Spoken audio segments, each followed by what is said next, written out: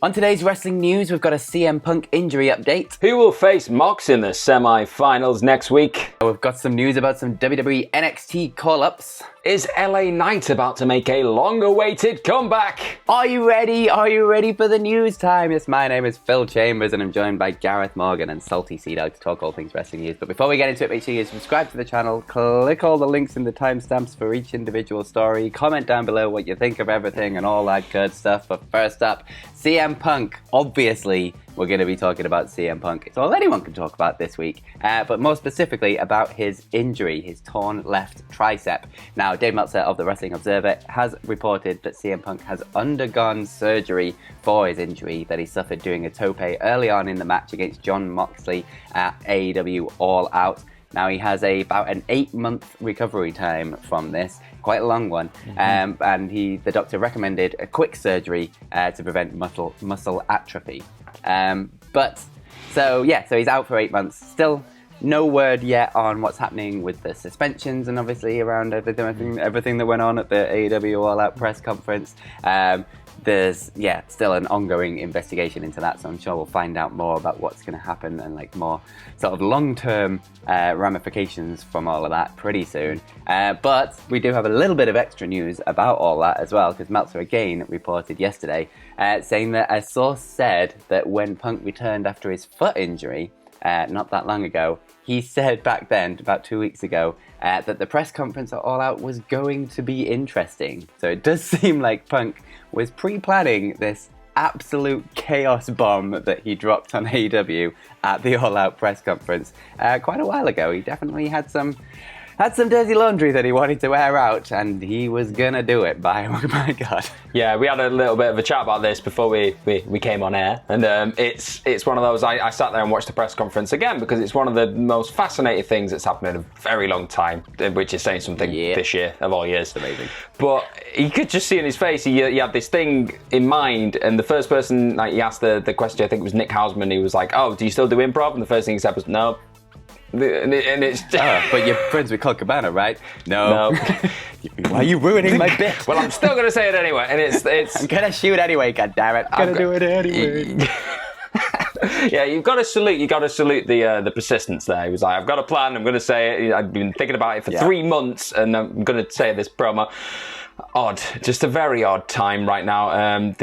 I think it's fascinating that the injury happened as well. Just it's the perfect storm of chaos, really, because no matter what, that title was going to get vacated, which is that's done itself. It's done whatever it's done, and the incredible episode of Dynamite that we got in the wake of that as well. It's just, you can say what you want about the company being in turmoil and the drama and all these things, but I feel like it's never felt as much like AEW this year as what it does now, like the old AEW, where it's just building these stars. Definitely felt a lot more like the old AEW. Yeah, not just trying to shoehorn these big stars into the main event spots and just bringing loads of money. Build people. You've got these talented folks there, and speaking of talented folks that have definitely gone out and grabbed those imaginary brass rings, you could even say, is none other than Sammy Guevara and Darby Allin. They had a big match on a Rampage last night, obviously in the Champions Tournament crown of whatever for the AEW World Championship, and they had a hell of a match, and of all people it was Sammy Guevara who came out on top, but he did not just beat him clean as a whistle or anything like that. No, there was a bit of shenanigans, because Ty Mello, I was very close to saying Conti, that's not a name anymore, so Ty Mello was at the side, she was causing a bit of chaos, and Anna JAS was there as well, and the ref didn't know what was going on. The skateboard got brought into the mix, and Darby Allin got powerbombed onto the skateboard before getting I think it's GTH? The GTH finisher move battered him into oblivion, and Sammy Guevara is now due to the next round, where he's about to get killed by Jon Moxley, which I think's probably pretty inspired booking, because you got one of the biggest heat magnets, on-screen kayfabe, whatever you want to call it, in Sammy Guevara right now, going up against the heart and soul of AEW, and it's going to be magnificent. I can't wait for that. So that's going to be the next round, the semi-finals, and then the other side of the semi-finals, we've obviously got Chris Jericho taking on Bryan Danielson in an all-out rematch, and this thing, again, the pieces are falling into place, and we've got magic. Again, there's so much talent, Phil. Absolutely, it's crazy how this tournament's come together, because like you say, we've got, Sammy Guevara versus Darby Allin, kind of storied history that you can play into there, and then now Sammy Guevara versus Jon Moxley, the guy who single-handedly saved AEW with that promo on Dynamite, against the guy who has been having, again, real-life backstage issues with one of Jon Moxley's best friends in Eddie Kingston. It's like, this ties together so goddamn well. And then you've got the Jericho-Danielson stuff that obviously you can play off. And whoever wins that match, to go on to face Jon Moxley, like Danielson versus Moxley is an incredible match, obviously, and a great story with the Blackpool Combat Club, and a great story with the fact that Danielson's never won a championship in AEW. Moxley's like a 3-time champion, and the fact that Jericho versus Moxley as well, like bringing that background. Like, there's so many different stories that you can go with. Phil, you're missing the obvious. You're missing the obvious main event of Le Sex Gods at Grand Slam. Why don't we just go down that route, eh? Let's have a Le Sex Gods final. Maybe Guevara beats Moxley. I had it down as a guarantee that Guevara loses to Moxley. Maybe he doesn't. Maybe you do go with Le Sex Gods. Either way, any one of these matches, I am here for. And none of it matters either, because MJF is going to cash in his chip and win the whole damn thing right at the end, so it's fine. This is true. Yeah. It's all good. How have they managed to fix this? From utter chaos, this beautiful little phoenix emerges. But anyway, moving over to WWE for a bit. And Toxic Attraction have been officially called up to the main roster. Now, obviously, they were originally a replacement in the women's tag team tournament. But then Gigi Dolin got a concussion in that, so that ended their run in the little tournament. But the main roster call-up has apparently been planned for weeks, and it is actually come to fruition on SmackDown last night, where Michael Cole was saying that they're here to make a name for themselves, and then they lost to Raquel Gonzalez and Aaliyah in a championship contenders match. The dumbest idea in maybe the history of wrestling. I hate championship contenders matches. Beat the champions to get a championship match. It's really stupid. But anyway, there's no word on if Mandy Rose is going to join them yet. Yeah. Obviously, she unified the NXT and NXT UK Women's Championships at Worlds Collide last weekend. And she's set to be on NXT 2.0 next week with their big sort of 1-year anniversary show. So we'll find out if that she's going to be called up as part of this. But right now, it's just Gigi Dolin and what's her name? I can't remember. Jacy Jayne. Jacy Jayne. There you go. It's an interesting one, isn't it? It's one of those where, it felt a bit inevitable. It felt like they kind of ran the race in NXT to a certain degree. Like, they won the tag belts.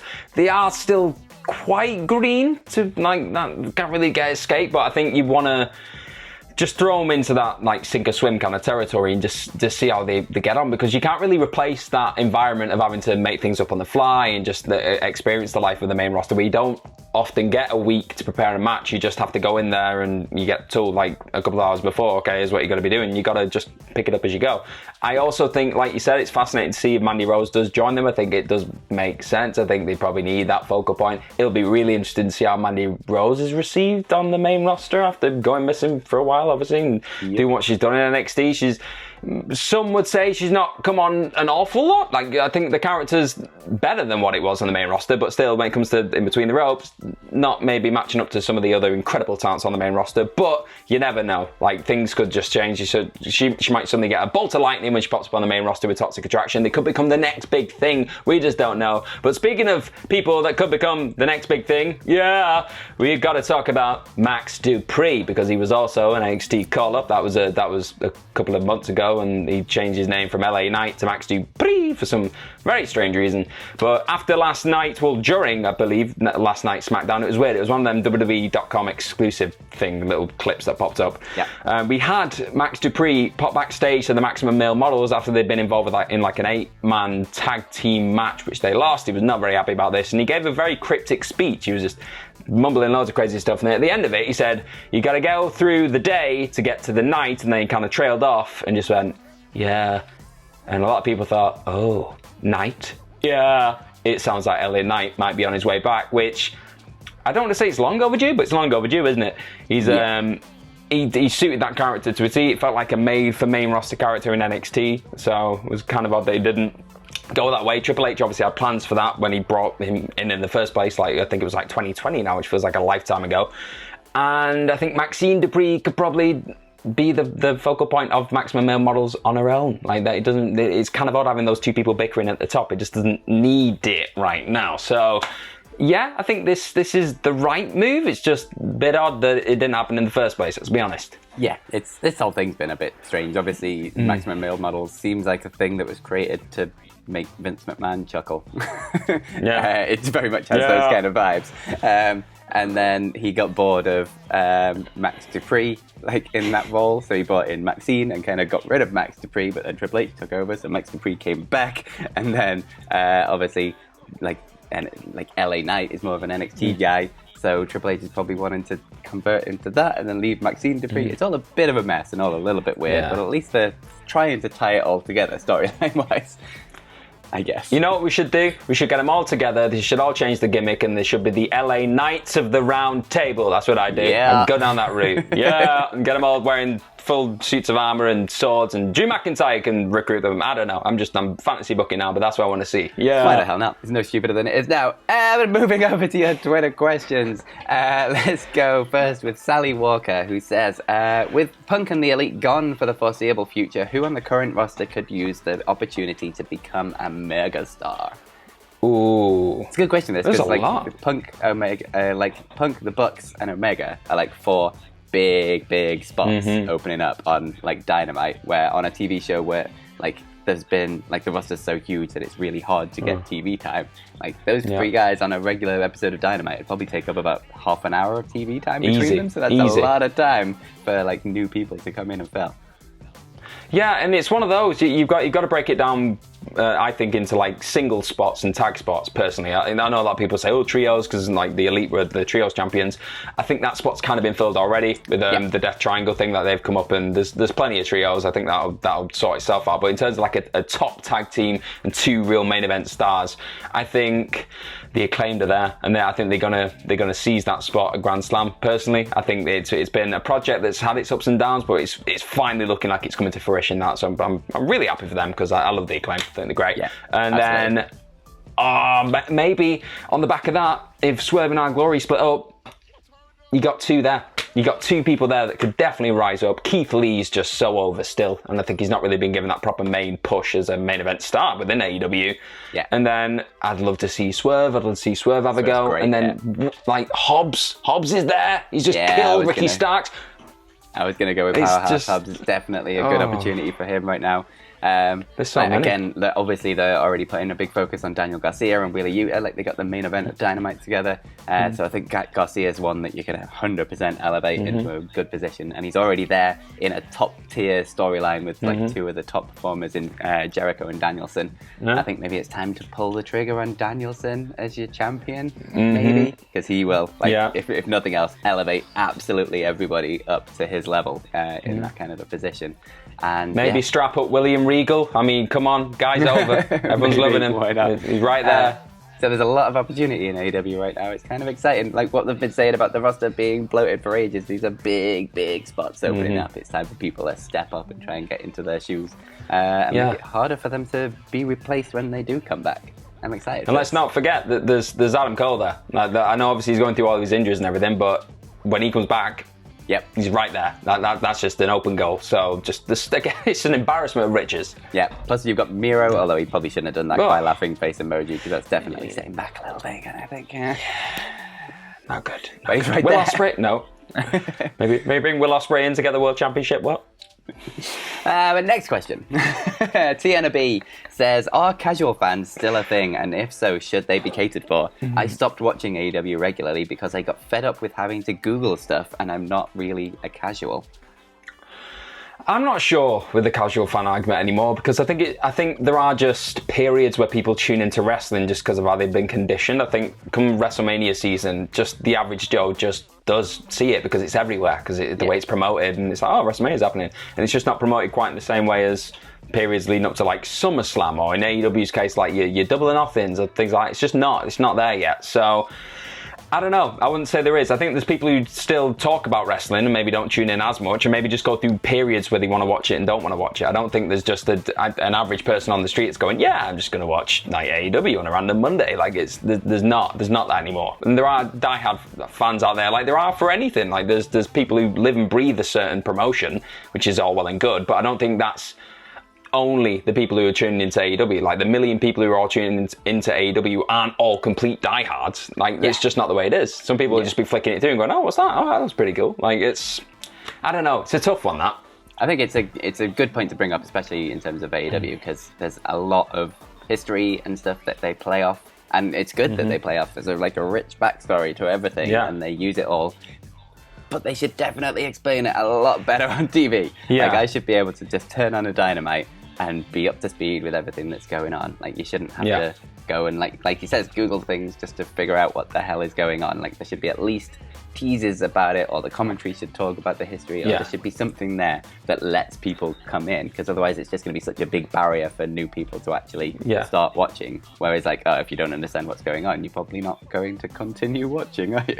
Exactly. There's a difference between piquing your interest to make you go, I'm going to research that a little bit more, to literally, what is going on? I need to do my own research. Yeah. Like, but having said that, at the same time, they definitely shouldn't shy away from using the rich history and things, and the, like, the elite storyline. And like New Japan stuff, like, they should bring all of that in. They should just make it a little bit easier for people to figure out what the hell's going on.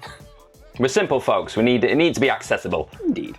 And the final question of the day comes from Hank McCoy, who says, "Hey guys, Vince and Triple H are huge, larger-than-life individuals. Do you think wrestlers need a giant leader to be kept in check?"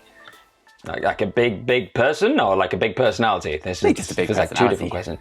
Big person. Tony's got a big personality. He does. He's something. He's a big old personality. I don't buy into this thing about, like, Tony Khan doesn't know how to manage the people. He's got 2 huge football teams. He definitely knows how to, like, keep, like, egos in check and things like that. He's had a lot of history with these kind of things.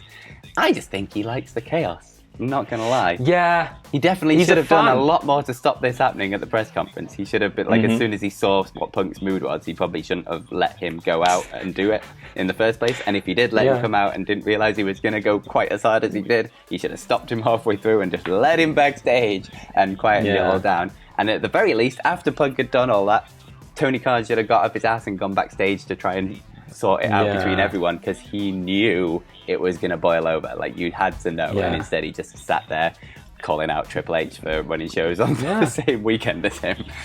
And just handed his belt to Punk, going, "There you go, mate. Thank you for your service." And it didn't have a great look. He should be better at this.